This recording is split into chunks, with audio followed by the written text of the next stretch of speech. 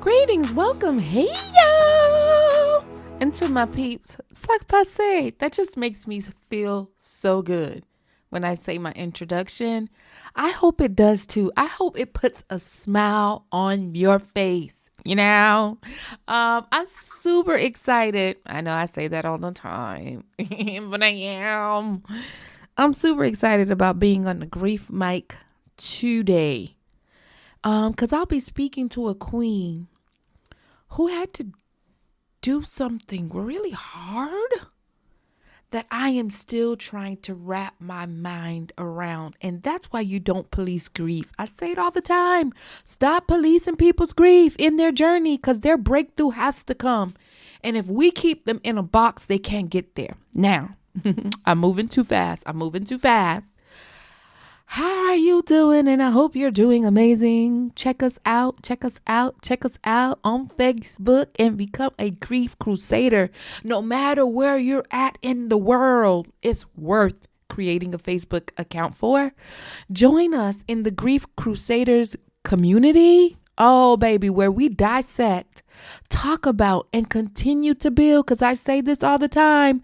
I cannot do this grief work by myself. I'm on this mic educating you so you can tell your friends and them friends and that friend tell their friends and that friend tell that friend. And guess what? We'll all get to a place of restoration instead of going in this cycle of pain and sorrow and not understanding it and questioning your life. So, baby, join me, Herdeemer Seer, the Chief Grief Crusader, in our community on Facebook called Grief Crusaders. I'll see you there. And now, let me introduce now I have a lot of sisters all around the world because I'm in P2P. If you're new to the podcast and don't know what P2P is, long story short, my business coach, and the reason I'm on this grief mic is Patrice Washington. And Patrice Washington really helped birth my life assignment. And the beauty of being in the Purpose to Platform community is that I get to meet people all over the world. And as you'll see in this episode, I kind of messed it up of where she was in the world. So you need to listen in and stay tuned. I can't wait to laugh with you all about it in the Grief Crusaders community on Facebook. I'm not perfect. This life isn't perfect and I made a mistake. But she just gave me so much grace and I love it. Oh, the Queen Trina is on the mic, and let me tell you what she is. She is a thought leader. This is not even on her bio. She is a thought leader when you think about emotional well-being and what that would take. I love it.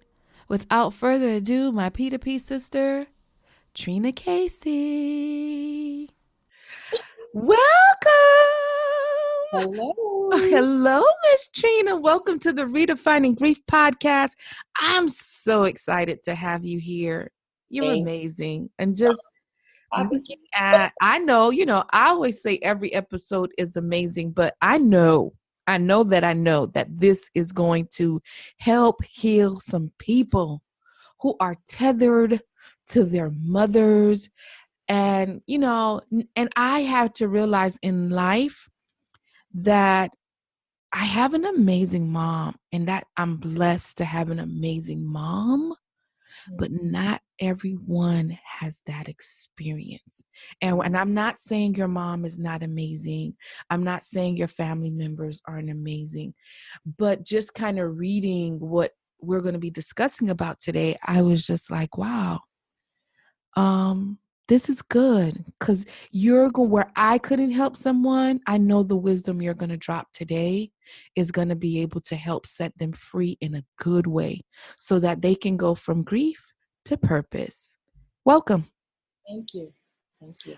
I'm super excited. I know my girl. She's my P2P sisters. Y'all heard a lot about them this month. Well, we are a group of women who are getting ourselves together, building our empire to leave not just a legacy of wealth, but a legacy of emotional wealth. And that's what my girl Trina is going to bring for us today on the podcast. So, my opening question, sis, what is your truth? What is my truth? That's a good question. Mm-hmm. Well, basically, I say always speak your truth. That is the model of This Real Life Books, which is my publishing company Mm-hmm. that deals with children's books that teach emotional intelligence and empathy to children Mm-hmm. through storytelling. And everything that I do is basically around speaking your truth. And that's how you heal yourself. That's how you heal trauma. That's how you heal things, to say it, to face it, and then move past it. And that's why when I started my anchors of grieving, I said, you have to tell the truth. That's the very first step. I know some people will go to faith. Maybe I should pray first. But I'm like, well, before you can pray, you got to know what the truth you're praying about. And then you got to talk about the heart. And then you got to find community and faith. And then all of that comes together to get you to a place of restoration. But sis, telling the truth sometimes is hard. Knowing the truth is sometimes hard. Yeah. Go inside and Yeah. facing you and the reality of who you are, not what you just believe you are, but your actions, your past actions. Because we can live in denial about things. And, sometimes that's a coping mechanism. So that you're running away from the pain. So, I don't believe that. Nope. I know. Nope. And the truth, and I say this all the time, that truth is freedom. Okay, now let's go back. And this month I'm running a series on mothers who had to redefine grief for themselves and get from grief to purpose. And in redefining grief, not just for you, but for your son, ooh, you got to tell it. I can't tell your truth better than you, sis. What was that? Well, it all goes back to my own childhood, my own inner child. Because, I always say we're just children walking around in adult suits, trying to pretend we got everything figured out while we're just spreading our trauma onto the next generation, onto our own children. And so we got to get to the truth of our childhood trauma. And for me, I grew up with a mom who I don't doubt loved me. No, I just know that she went through a lot of trauma herself. And so that translates into your parenting style. She was from the South, and, rough poverty, and just really an introverted person too, on top of that. She has like 13 siblings, abusive dad, mom left because of the abuse. And I don't think she ever really got over that, And therefore, I come into the picture. She had me very young. And I think what all people in those situations, what they do is they use their children as a crutch, as a filler of some type of internal void. And what we don't understand is when we have children, when we don't know what our motivation is to have children, because it's very separate, different from that. We can put a lot of energy on them, and they don't know what that is. They're like, okay, I got to make sure mom is okay, or I gotta be good, or I gotta be this. but they are never allowed to just be who they are. Mm. Because first of all, society says, no, you can't do that. Mm-hmm. And children are supposed to be seen and not heard and obedient and all this. But then in the same turn, you'll say, I want you to grow up to be independent and driven and speak your mind, but not with me. Mm. And that was what happened. You know, it's like saying one lesson, but not allowing it to act out in daily life. So, you know, I was obedient. I was quiet, but I had all of this stuff inside of me that I wanted to express. But I felt a little bit of ashamed to do that, Mm-hmm. or there's something wrong with me. I always say I'm the white sheep of the family. Mm-hmm. I always wanted to do something different. I always wanted to, you know, go see the world. And, you know, my family is in the same place that they've been since I was born. Just that desire to move and go. So I always felt something was not right. But you knew you needed more. And so being the white sheep of the family, whew, it takes some courage. It takes some wanting more, that sometimes it means saying goodbye. Exactly. And that's what it is. And you know, and redefining grief, I talk about the word goodbye, and it has great value because it's how you say goodbye that takes you to a place of restoration and closure, and where you're not harboring any you're not harboring any hate, and you're moving forward in a peaceful way and not taking that emotional. You're doing your thing way over there. You're living your life out of the United States. Yes, I got sisters in Dubai. I do. Yes.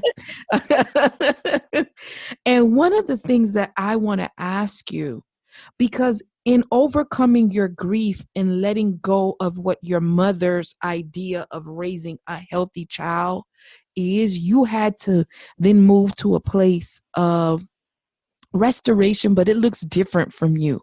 Your whole idea is emotional intelligence to heal you and your inner child so that they don't have to deal with it. And oh, baby, I'm ready to hear about it.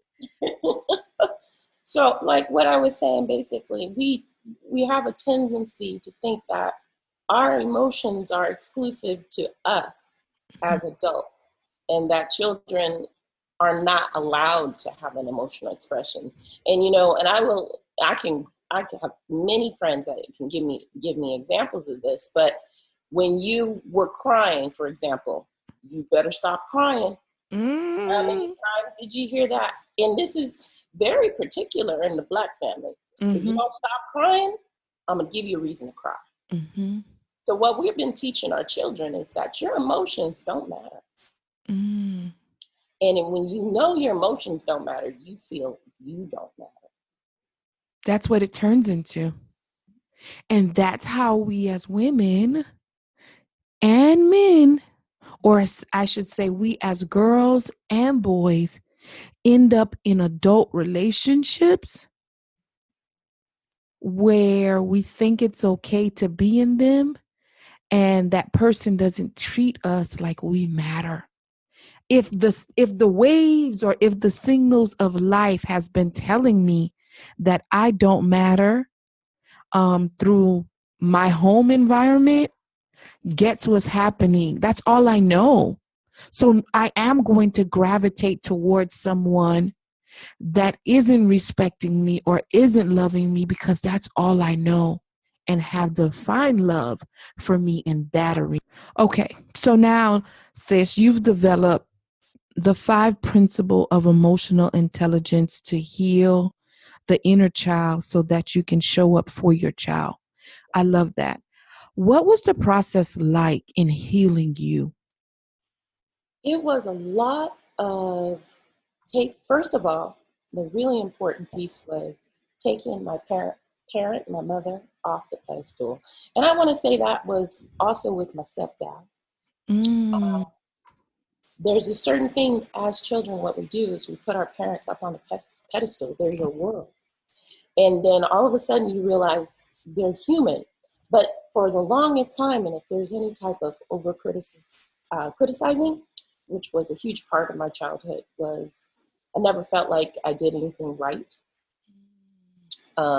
Even when I was doing things right, compliments were very few. Praise wasn't very much a part of the culture. And so you're always in a place of self-doubt. And so for me, I didn't think I was good enough. I didn't think I was enough. I didn't think I was lovable. You know, I knew, the one compliment was always, oh, you look like your mom, you're so pretty, or those type of things.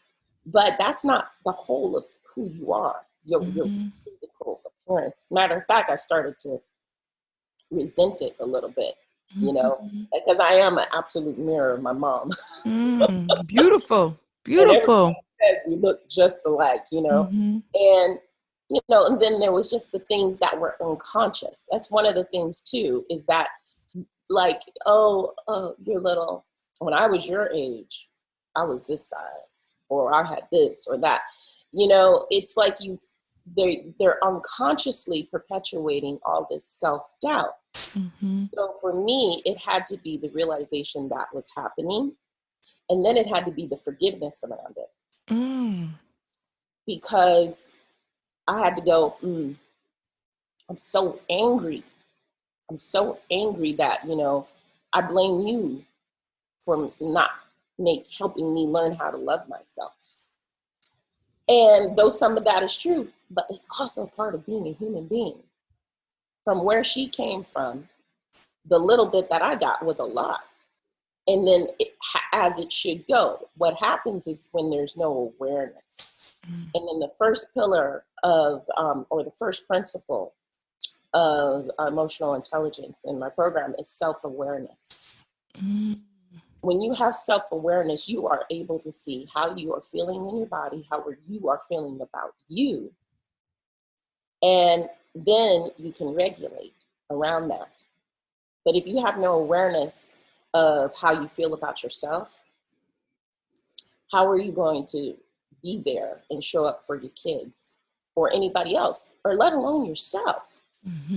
It's like you need to have a conversation with you in those moments when you're triggered from memories, from any type of childhood trauma. You got to be able to have the awareness and go, ooh, I remember where this is coming from. Or just saying, I feel a lot of tension in my body. Okay, sis, I hear everything that you're saying in regards to the elements. I know we're going to dig deeper later on in the interview, but what I want to ask you is, my thing about healing and grief and getting to that, you had to grieve the idea that your mom was not going to be Claire Huxtable, basically. Exactly. That was just not your story. And so in grieving that, I always say when you grieve, you need community, right? And typically our community or our first community are family and friends.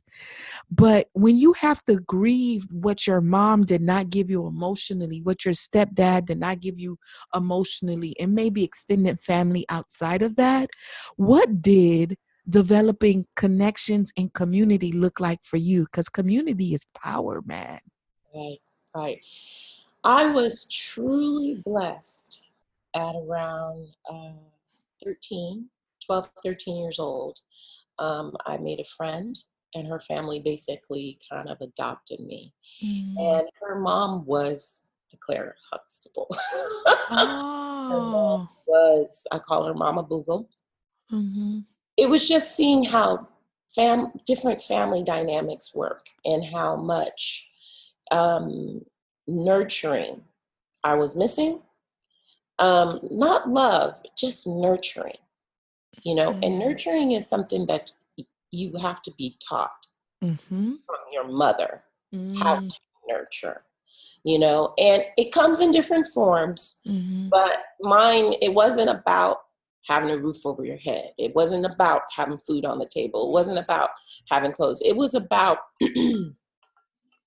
getting hugs and contact and being told that I was great and that someone was really proud of me for what I was doing in my life. And, and to this day, I still talk to her, because one of the things I had to grieve with my mom is that because of her abandonment issues, she constantly abandoned me emotionally.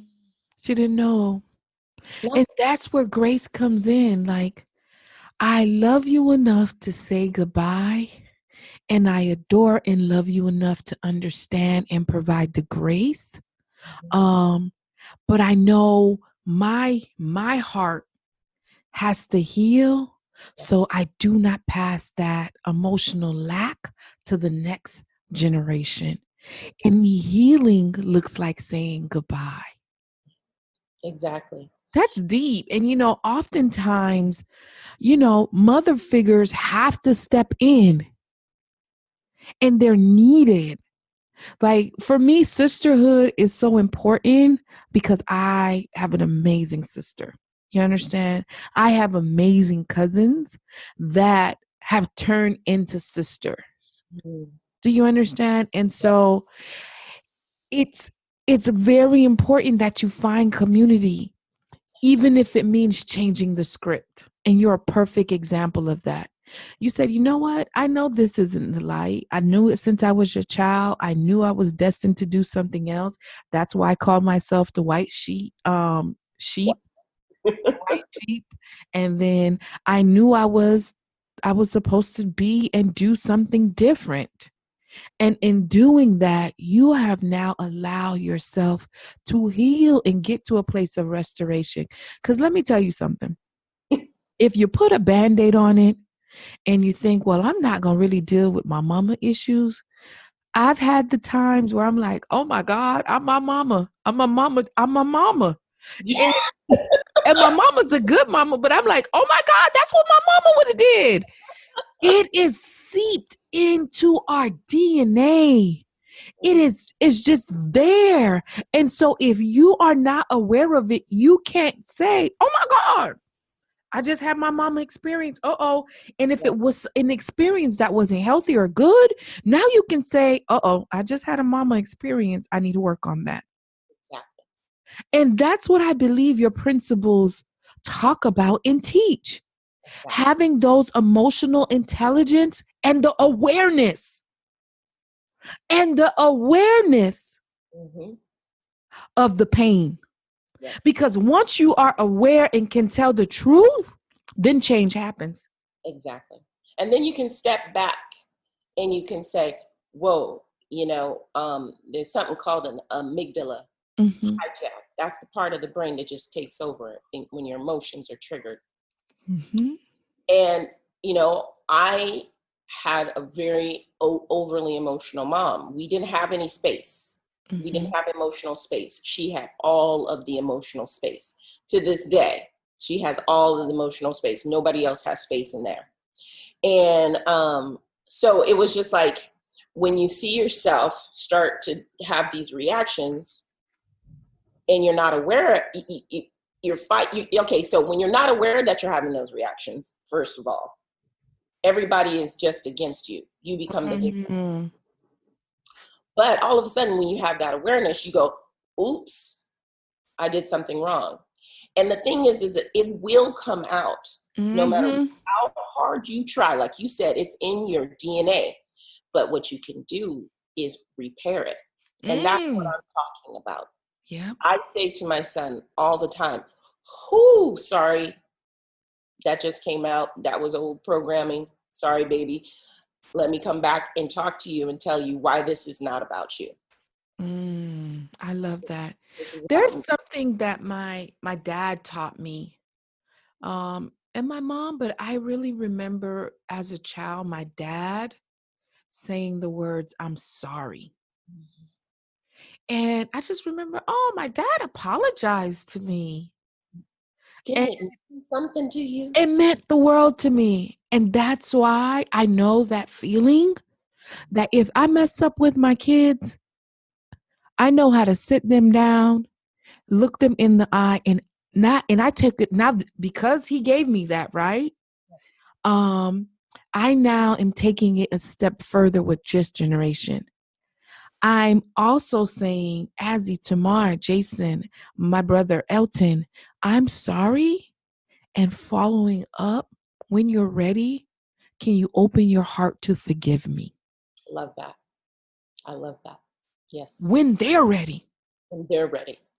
Because your desperation to be forgiven sometimes can undermine their emotional need to be angry Come with on. you at that moment.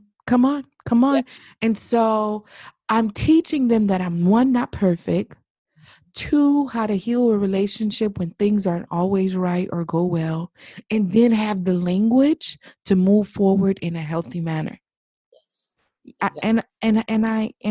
and I love it. I love it. But it started with my dad, so I know that feeling of a child. And hearing this adult man say, "I'm sorry," I know that. And then what I want to go into next is you talk about learning that emotional intelligence. That's all great, but I want to double back before what I go into next.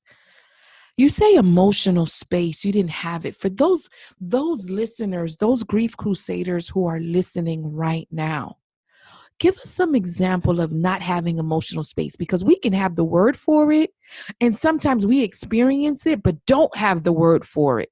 So tell us what not having emotional space looked like. Some examples.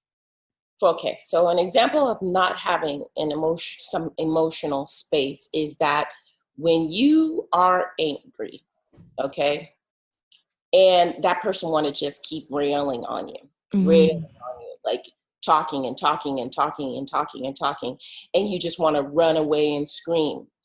Okay, I got it.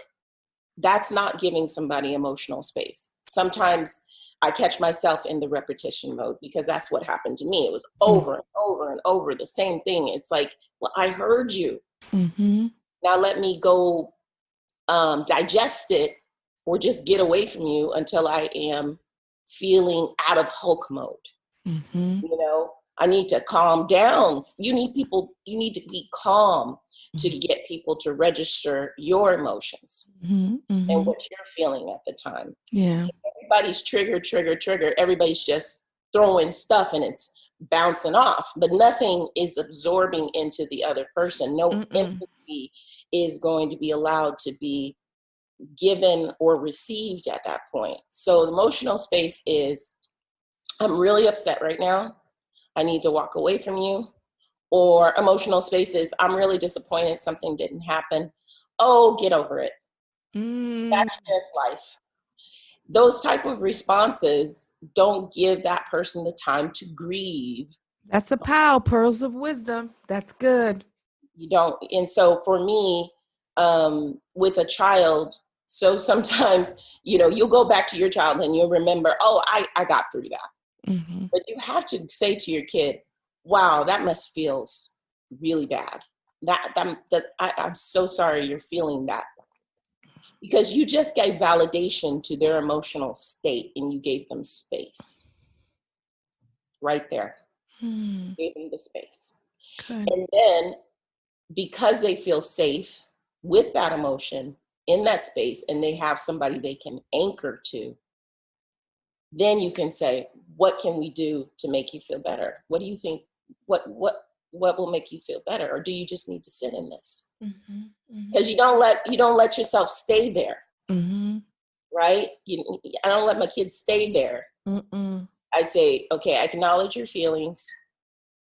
I'll give you some time to digest it.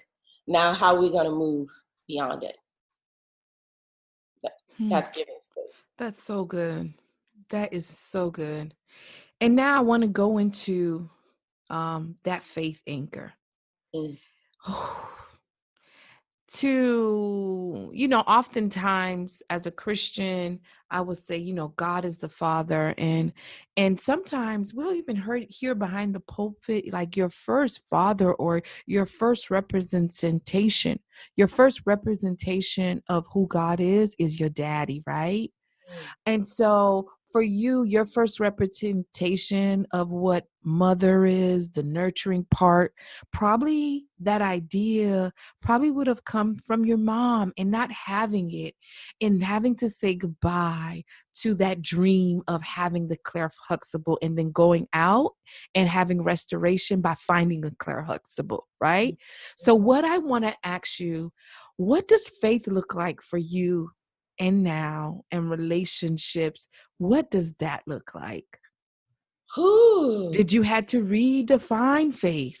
Yes. Well, my upbringing was not in the church or even around religion. My mom was brought up in a religious background, and she found a lot of hypocrisy in it. And she was Methodist. Mm-hmm. And then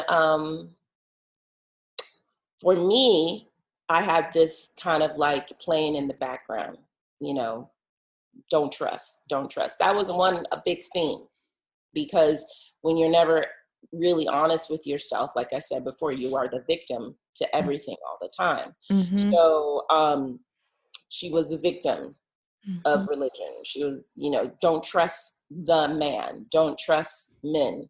Mm-hmm. Was a big, big part of our theme, because my biological dad Mm-hmm. is a different man that raised me than my stepfather, who also had a lot of issues, alcohol, drugs. And so I didn't have an anchor in what we're talking about. There was no representation of that faith pillar, because I had no faith in anybody, Mm-hmm. in Mm-hmm. anything, Mm-hmm. So what happened was, when I was on my first marriage, I had thought I finally found somebody, but I realized what I was the anchor to him all the time. I was always floating around. I didn't get any anchor, you know what I mean? Mm-hmm. And so I lost it. I didn't want to be here anymore, because I hadn't dealt with my pain yet at that stage. I hadn't gone, okay, this is what the issue is. I've been in therapy a few times, and I was just like, because I knew there was something that wasn't sitting right with me deep inside. And then at that moment when I didn't want to be here anymore, I decided not to be here anymore. Okay, let's talk about when you didn't want to be here. Because I hear when you didn't want to be here, you mean like here in the United States, and that's why you're in Dubai, or here like you don't want to be here, like you didn't want to be alive. I didn't want to be in this dimension, this life anymore. I wanted to go beyond it, because I knew there was something beyond it my whole life. I knew there was something. I remember going, I don't belong here. I know that feeling. I don't belong here. Why am I here? This is not nice. I want to be someplace else. I know there's someplace else nicer, And so it was at that moment I decided, and my little dog decided. I had bought a puppy about 4 months before I decided I didn't want to be here anymore. And that little puppy was licking me on the face as I was lying on the floor. And I got up and I said, I can't do that to this little puppy. I can't leave. I took responsibility. And the truth is I didn't want to die. I just wanted the pain to stop. I just wanted the pain to stop. That was it. And then I had a purpose all of a sudden, And as small as it was, it became very important to me. It was something pulling me. And it was like I heard a little voice, get up, mama. Get up. And I said, I'm not going to abandon you like I feel abandoned. And it was when I was there, I called my friend, she came and got me, and she took me to the hospital, and she said, And I called my mom. And that was when I said, okay, enough. I'm not calling for you to save me anymore, because that's not your role in my life. I can't depend on you. You want to roll up in your mom's arms and cry and, baby, it'll be okay. That's not who she was. So I had to grieve at that moment, that woman who birthed me, who loves me in the way that she can never give me the emotional support that I need, or the emotional space that I need, because it was never about me. It was never about me. So that's why I say it's so important to know what your motivation is to have a child. Mm-hmm. Because once you have that child, it's no longer about you anymore. It's not about you in that way. It's You know, about it's about. bringing another human being forth, and hopefully a better version of yourself. That's how I feel about it. Mm-hmm. Hopefully a better version of yourself. And if you're not committed to your own healing, Mm. how are you going to do that? If you haven't been committed to your own healing before then, how are you going to do that?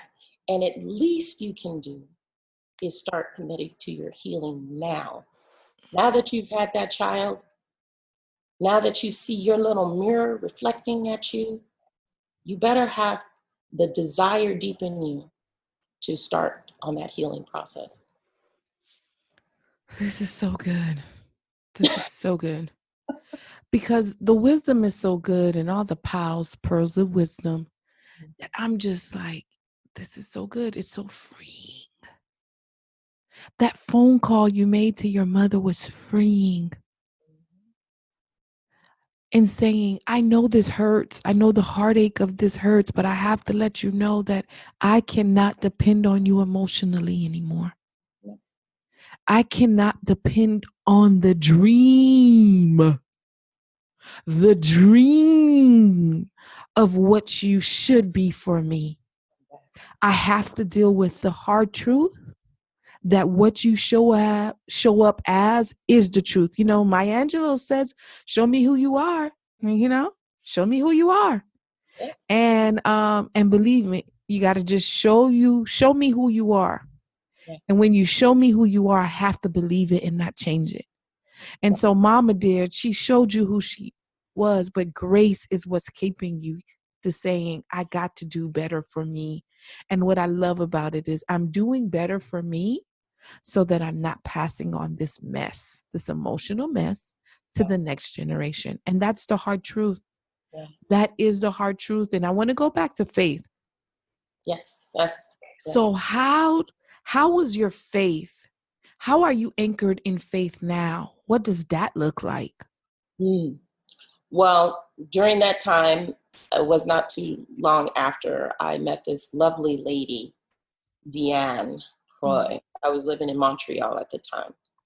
And I met her on a bus, and she was asking me how I was. And I was, I must have been the energy must have been on me. Mm-hmm. She said to me, would you like to come to my kaikan? And I was like, what's a kaikan? It's basically the Buddhist version of a church. Mm-hmm. And when I went, she picked me up because I was having a bad day. And she said, well, if you're having a bad day, call me. And I called her. And because I was new to Montreal, I had just separated from my first husband. So I was basically on my own. It was just me and my dog. And then I called her. I said, she said, I'm going to come pick you up right now. She came pick me up. It was a Sunday too. Took me with her to the kaikan. And when I sat down, I'm just looking around, seeing all these people of all different cultures and colors, and in this big space, and it was beautiful. And then I hear this hum. And I was like, whoa, what was that? Mm-hmm. And it was like some vibration coming up from my feet up into the rest of my body. And I was like, wow, this is crazy. And and then after she said, how'd you feel? I said, I felt at peace. There was Mm. peace from that, you know? And she said, well, you know, in Buddhism, we believe everybody's Buddhist first. And I went, oh, okay. You Mhm. know, and I met a woman who was Jewish. I met a woman who was Christian. I met a woman who was just all these different backgrounds. Mhm. And they were all there practicing the Buddhist faith along with their other tradition. But How has your Buddhist faith healed you and get you to a place of restoration with your grief? um, hmm, there is one of the things that we had to do in Buddhism is you have to study before you receive Yoga Hansen, which is sort of just the prayer, Nam Myoho Renge Kyo. Um, and it is so that you understand why it's here, where it came from. And then I realized I didn't understand who I was and where I came from, Mm. you know? And it's not like praying for things, it's about changing your vibration, you know, and to allow things to come to you. So Mhm. when I started believing that and seeing that happen, that's when I was like, I have control of my life. Mm. I have control of my emotions. I am I'm just one of the millions of people out here, you know, trying to figure things out, but I have control over this piece of me, you know, while the rest of the world and everyone that I met practicing was so peaceful. And I Mhm. wanted that peacefulness. Mhm. I wanted that center, Mhm. you know, and then it made me want to give back as well. Mhm. At that point, I don't think I was giving back. You know, I Mm. was just kind of surviving Mm. until it's done. I was Mhm. like, I don't want to be here anymore. Let me just survive this until it's over. Yeah. And And you know the sad truth is a lot of people are in survivor mode and they're in grief, don't know it, and they can't get to their purpose because their grief feels normal. it's because it is normalized. Everything in culture and society tells you Mhm. how you are feeling when you're feeling that way is how you're supposed to feel. Mhm. That's not true though. There's Mhm. something higher. There's a vibration higher than that. And you can call it God, you can call it whatever you want, but it is a vibration that gives you peace, Mhm. that gives you knowing and wisdom. Mhm. And and and, and ever since then, that's where I've been focused. My energy's been focused in some way or form. I love it. Yeah. I think what I learned, let me tell y'all something, Grief Crusaders. Let me tell y'all something, Grief Crusaders. My friend, I'm not just going to put anybody on the grief mic. My friend is all the way certified as a family trauma professional, CBT trained, coach, a children's author's book. If you resonated, if any of this resonated with you, my sister is here to help, even though she's in Dubai. Not Yeah. Dubai, Amsterdam.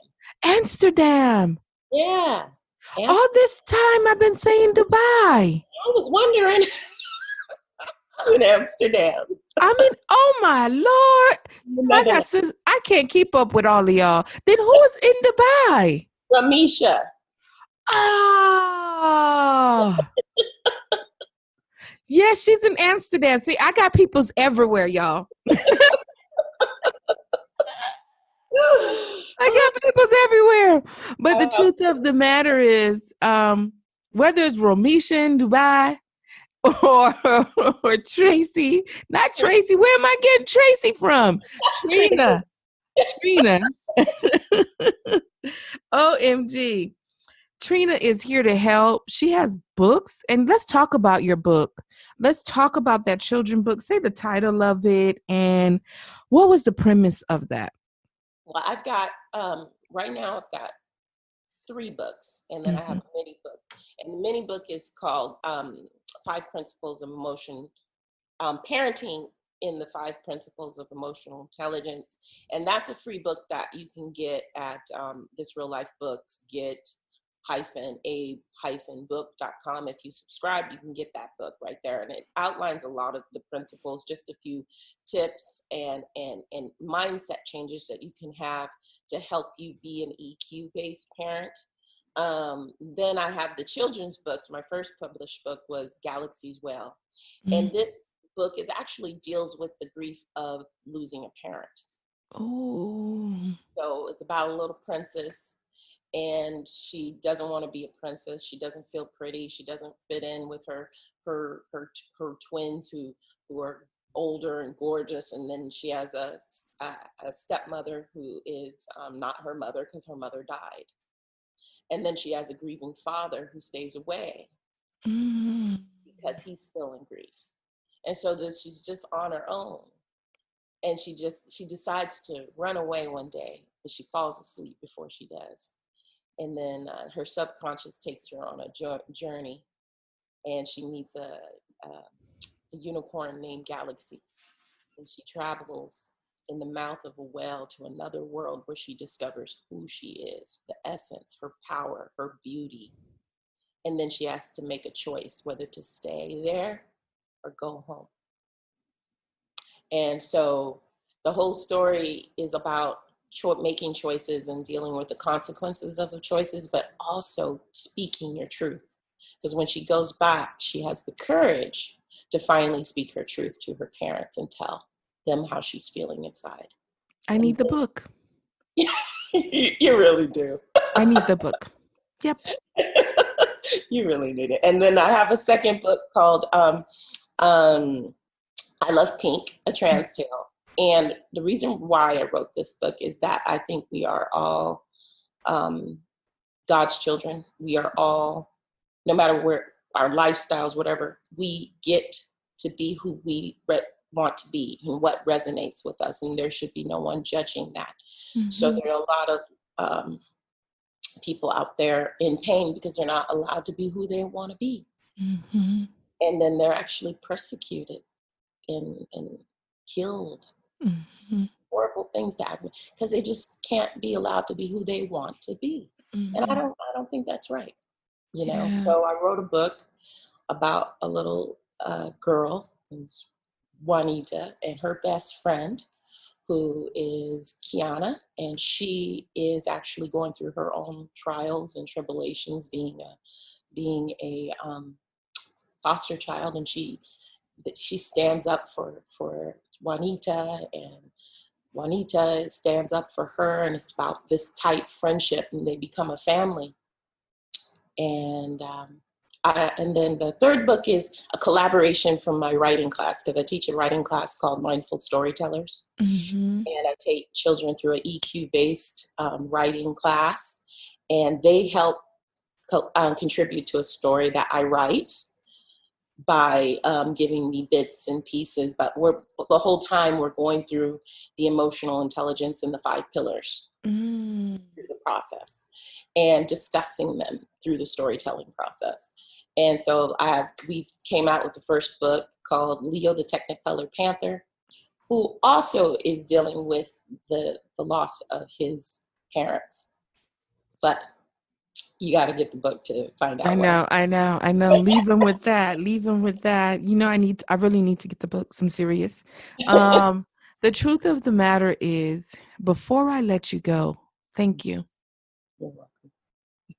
I'm thankful for the dog that licked your face. Oh, thank you. I am too. I miss him all the time.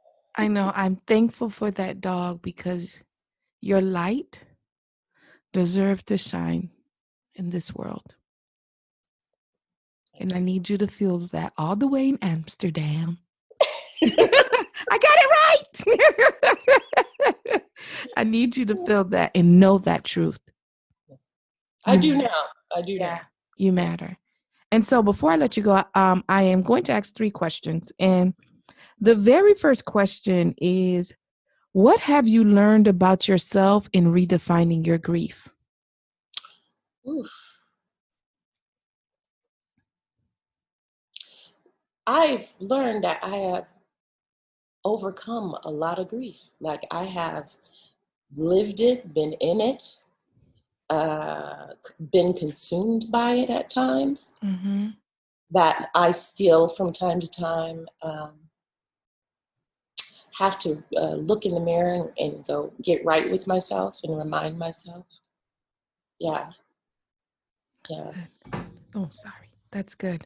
But it's not just you're done. It's an ongoing process. It is an ongoing process. You'll have flare-ups, and then because you're aware of it, you know how to deal with it.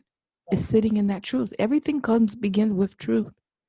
Number 2, in 5 words or less, if it was your 5 words or less to say Mhm. on this earth, what would it be? Mm. I forgive me. I I forgive you. I love you, and I'm sorry. Mm. You know, we went over 5 words, but all of them were so powerful. Couldn't. It had. It had to come up. And I love it. I forgive me. I forgive me first because it starts with us. I forgive you. I love you. And what was the last one? I'm sorry. I'm sorry. Freedom. Mhm. Woo! The last one. I love to sing. Sha-la-la-la. I do love to sing, and I think I sound like Whitney at times. But what I want to ask you is, what song gets you through? Ooh, music. Oh, gosh, that's a hard one, Herdine. I love music. If you saw my house, we are full of instruments. Mhm. So, hmm, hmm. That go-to song. Oh, wow. I have so many, Herdine. Okay, I know. so I love Prince. Mhm. So there's a song, Adore, Adore. yeah, that I listen to a lot when I've said, until the end of time, I truly adore you. You are my heart and mind. I be there for you. I love that song. Oh, now you made I'm gonna listen to that today. And then when he hits those falsettos, I'm like, ooh! Good, good. Oh, Trina, this was such a delight. I am so honored to know you as a sister. I'm so honored as a P2P sister. I'm so honored to have you in my space. Thank you for being a light. Thank you for being on the Redefining Grief podcast, Mother Series. Um, I love you. Love you too. Thank you so much for having me and letting me speak my truth and being who you are and walking people through their grief so that they can get to their joy. I love it. Thank you. Wow, that was good. And you know, I just, I think in this episode, I just heard the power of community. If you don't get something from where you think you're going to get it, put in that figure. Find somebody that's going to support you and help you along the journey while also embracing and loving to the best of the ability to the people or the individuals in your life that could not meet your heart needs. That's good. Finding community. I knew that had to be hard decision for her to make. But listen, she's a better woman for it. I'm grateful for her light. I'm grateful for her coming on the grief mic and speaking her truth. With that being said, Trina, you did your thing, girl. You did your thing, and I wish you all the best as you continue to get to a place of restoration because you haven't met your best self yet. With that being said, I just want to remind you, don't forget to rate, subscribe, or I'm going to give it to you in order. Don't forget to subscribe, rate, and write a review. That's how individuals find the Chief Grief Crusader, Herdine Mercier, and her community of grievers who are redefining grief to find purpose. Have an amazing day or evening. Whenever you're listening to this podcast, guess what? I see you. Join my community on Facebook called the Grief Crusaders. Ciao, ciao.